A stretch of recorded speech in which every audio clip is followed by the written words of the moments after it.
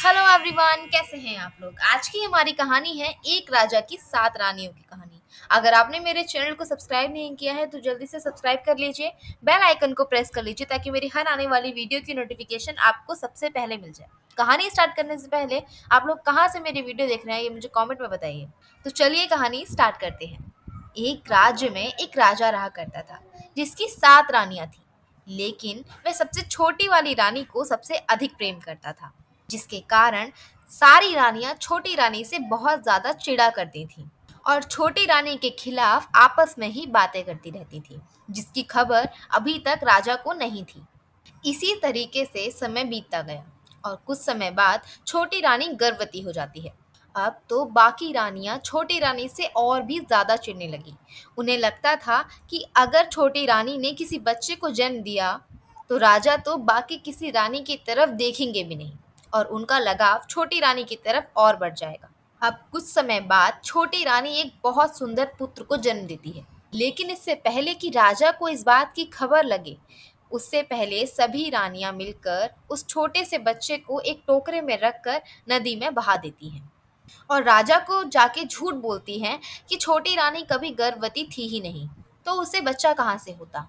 छोटी रानी ने सबको झूठ बोला था और उन सभी रानियों के एक साथ बोलने के कारण राजा को उन सभी पर यकीन हो जाता है और सजा के तौर पर राजा छोटी रानी को महल में ना रहकर छत पर रहने का आदेश देते हैं। और यहाँ दूसरी तरफ एक संत रोज नदी के दूसरे किनारे पर नहाने आया करती थी। एक दिन वे रोज की तरह ही नहाने के लिए नदी के किनारे आते हैं, तो वे देखते हैं एक बहुत सुंदर सा बच्चा एक टोकरे में लेटा हुआ है जो कि नदी में बहा जा रहा है। वे वहां से उस छोटे से बच्चे को निकाल लेते हैं और सोचते हैं कि इतना सुंदर बच्चा किसी आम इंसान का तो लग ही नहीं रहा। फिर पता नहीं क्यों इसे किसी ने नदी में इस तरीके से बहा दिया।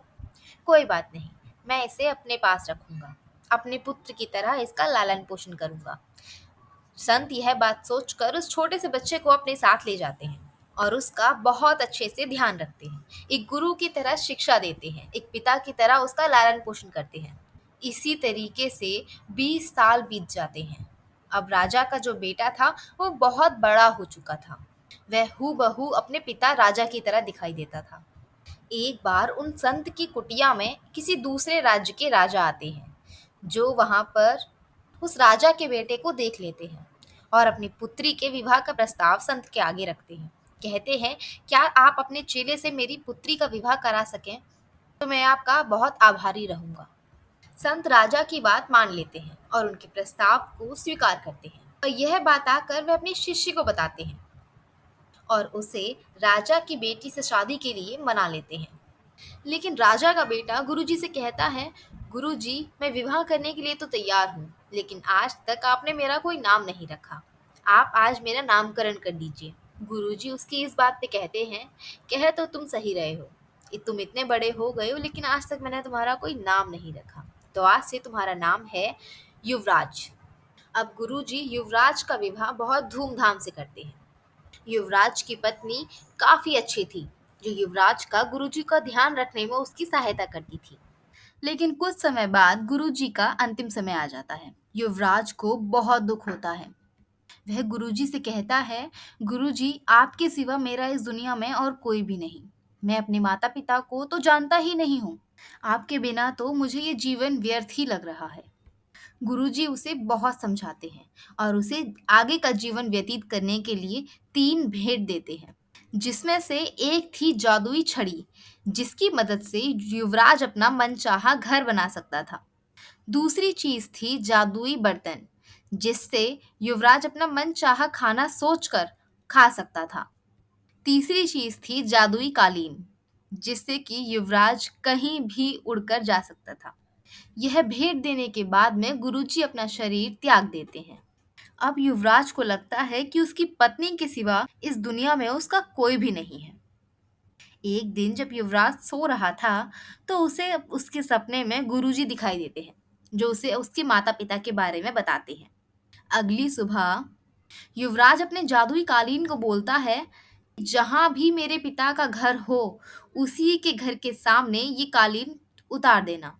और युवराज अपनी पत्नी को लेकर उस कालीन पर बैठ जाता है और थोड़ी ही देर में वह कालीन राजा के महल के सामने उतर जाता है। युवराज जब उस राजमहल को देखता है तो उसे पता चलता है कि वह तो एक राजा का बेटा है। और राजा जब युवराज को देखता है तो राजा अपने मन में सोचता है कि ये मेरे जैसे दिखने वाला व्यक्ति है कौन। ये जरूर किसी और देश का राजा है जो मेरे राज्य पर कब्जा करने के लिए आया है। अब शाम को युवराज राजमहल जाता है और राजा से कहता है, राजा जी, क्या मैं आपके राज्य में रह सकता हूँ? बस मुझे थोड़ी सी जगह चाहिए। तो राजा को तसल्ली होती है। राजा अपने मन में सोचता है कि वह कितना गलत था। ये बेचारा तो उसके राज्य में रहने आया है, उसके राज्य पर कब्जा करने का इसका कोई इरादा नहीं है। राजा सोचता है कि ये सामने वाला मैदान पूरा ही इसको दे देता हूँ। बेचारा कितना ही बना लेगा, मकान कोई ऐसे ही थोड़े ना बन जाते हैं, सालों लग जाते हैं। रा, राजा युवराज को सारा मैदान दे देते हैं और युवराज अनुमति लेकर इस मैदान में आ जाता है और गुरुजी की दी हुई छड़ी निकालकर वह राजा से भी सुंदर महल बनाकर तैयार कर देता है। राजा जब सुबह उठकर देखता है तो उसकी आंखें खुली की खुली रह जाती हैं। वह देखता है कि उसके सामने उससे भी अच्छा महल बनाकर युवराज ने तैयार कर दिया है। एक दिन जब युवराज और उसकी पत्नी अपनी छत पर खड़े थे तो छोटी रानी की नजर युवराज पर पड़ती है और युवराज को देखकर उसकी आंखों से आंसू आ जाते हैं। वह सोचती है कि आज अगर उसका बेटा होता तो बिल्कुल इसके जैसे होता। और यहाँ युवराज भी अपनी माँ को देख लेता है और सोचता है कि हो ना हो, बिल्कुल यही मेरी माँ है। एक दिन युवराज अपने घर में कथा रखवाते हैं और राजा को अपनी कथा में आने का निमंत्रण देते हैं। अगले दिन राजा अपनी सभी रानियों को लेकर युवराज के घर चले जाते हैं। कथा के समय युवराज को पंडित जी अपने माता पिता का आशीर्वाद लेने के लिए कहते हैं। तो युवराज और उसकी पत्नी राजा और छोटी रानी के पैर छूने चले आते हैं। अपने पैर छूते देख राजा युवराज से कहते हैं, तुम ये क्या कर रहे हो? पंडित जी ने कहा है अपने माता पिता का आशीर्वाद लो। यह सुनकर युवराज राजा को सारी बात बताते हैं। सारा सच जानने के बाद राजा को अपनी गलती का एहसास होता है कि उन्होंने छोटी रानी के साथ में बहुत गलत किया है और बाकी रानियों को त्याग कर वह कारावास की सजा सुनाते हैं और राजा अपनी रानी और पुत्र के साथ बहुत खुश रहते हैं। कहानी पसंद आई हो तो लाइक करें, शेयर करें, कमेंट करें और ऐसी ही कहानियों के लिए मेरे चैनल को सब्सक्राइब करें। और इस समय मेरा चैनल बहुत ज़्यादा डाउन चल रहा है क्योंकि आप लोग बिना लाइक करे ही चले जाते हैं, तो प्लीज़ वीडियो लाइक ज़रूर कर देना। तो मिलते हैं अगली वीडियो में, तब तक के लिए राधे राधे।